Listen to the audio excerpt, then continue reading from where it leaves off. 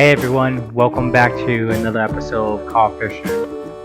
In this episode, I'll be doing some chum salmon fishings on the Green River. I'll also be sharing some quick tips with you guys on how to be successful out here in the Green River. Chum salmon have a reputation for not being good eatable salmon, but I don't mind them. So in this video, I will share with you guys a easy smoke recipe for the chum salmon. Alright everyone, if that sounds good, stay tuned and I hope you guys enjoy the video. One great thing about the Green River is it is very close by to the city. The Green River starts from Tukwila and it goes to Kent and Auburn, and there are plenty of spots along just those cities for everyone to come out and fish. Here I highlighted some of my favorite spots that I like to go when fishing for chum. Make sure to double check the regulations before you head out, because some sections of the river will open at different time of the year. The Fish Washington app is a great place to check to make sure you're okay. Here are the highlighted circle spots in blue and green are some of my favorite places to go. And there are a ton of spots in the green, so you really can't go wrong. You can explore up and down the river until you find a spot that is hot for the day, so you're not just stuck on a spot in the river all day long.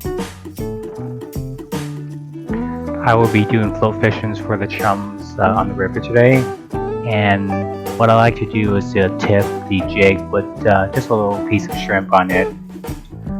I find that this really helps the hookup ratio, but if you don't have it, you don't need to use it. A jig will work just fine. Some folks like to cure their shrimp, but I find that regular raw shrimp works just fine and it's more accessible for me. Alright, and the name of the game is cast floated down the river. So the trick here is really just consistency. You just gotta put in your time out here in the river and keep on casting. The more time that your line's in the water, the more likely it is that you'll hook up. Let me know if you guys want me to do an in-depth tutorial on float fishing techniques. There are a bunch out there on YouTube, but I can do a brief one that works on the green if you guys like. Let me know in the comments below. For float fishing, you want to make sure the river speed is at somewhat of a slow flow. If you're casting out and you're seeing that your float is zooming down the river, you probably need to find a different stretch to do float fishing in. One thing you guys should brace for when river fishing is snag, especially when you're exploring a new locations or a new hole, or just coming back to the same hole after a long period of time. More than likely there'll be hidden structures and logs that can snag you up, so just be prepared and bring extra gears and jigs with you. Everyone has to pay their tribute to the river, but be sure to clean up your mess after yourself.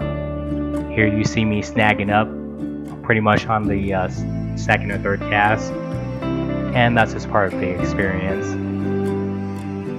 Especially if you're out on a new hole or you're back at an old hole that you haven't been to a while, and the river conditions could have changed that easily, with after a heavy rain. So to prevent losing your whole setup, make sure that your leader line is lighter than your main line. Here my main is 20 pounds and I'm using a 8-pound leader for chums. I find that 8 pounds is all you need really. You could go heavier to 10 or 12, but I like to use a lighter setup. I prefer a lighter setup anyways, it's more fun to fight the fish that way. And on days that the fish are a little bit shy, it can only help. If you do end up snagging up and you don't get it free after 5 minutes, just go ahead and break off and cut your loss. Don't be like me here and spend 20 minutes trying to free up your jig. Might as well just peel the band-aid off so you can get back to your fishing faster. One nice thing about shrimp is that they're pretty tough, so you don't need too much with you for it to last a whole day of fishing. Condition out today was pretty good. The weather was nice and sunny, about low 60, so not too cold. The river was good flow.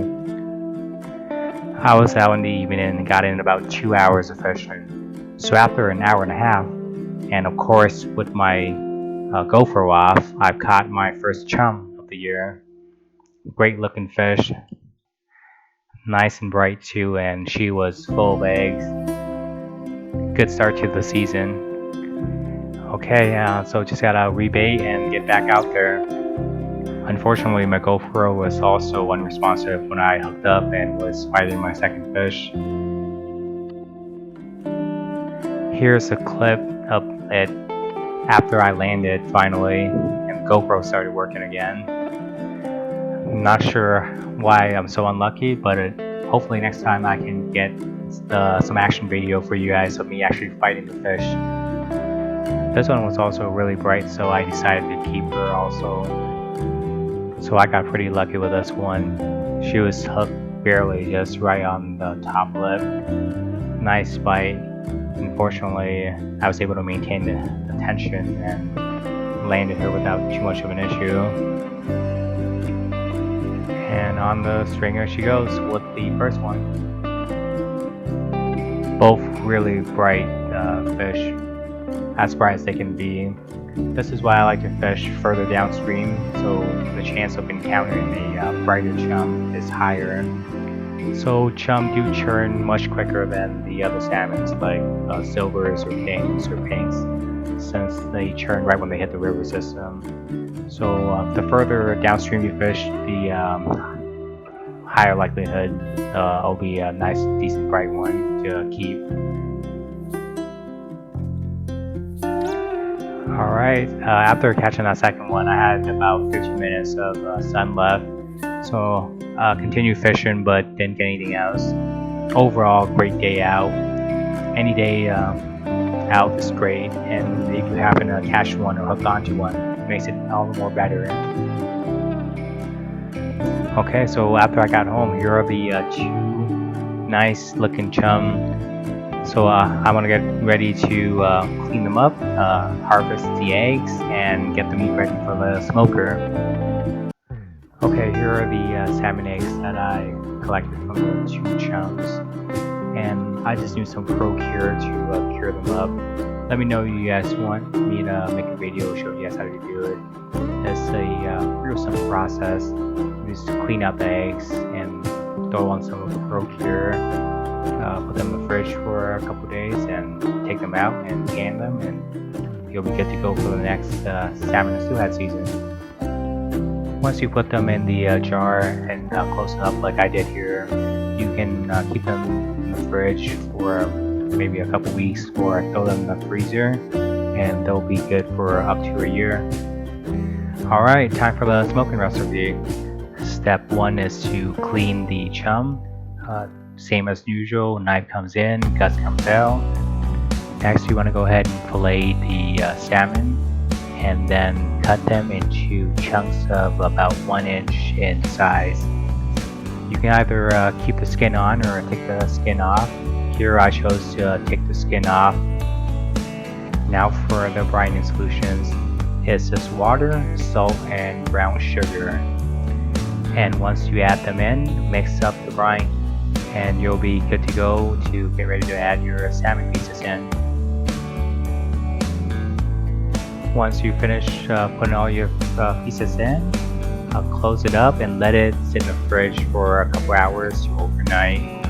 Okay, so after you let them sit in the brine for a couple hours or overnight, go ahead and take them out and put them in a drying rack.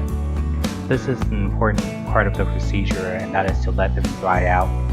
You want to let them dry out for at least 2 hours, anywhere between 2 and 4 hours to make sure they're nice and dry.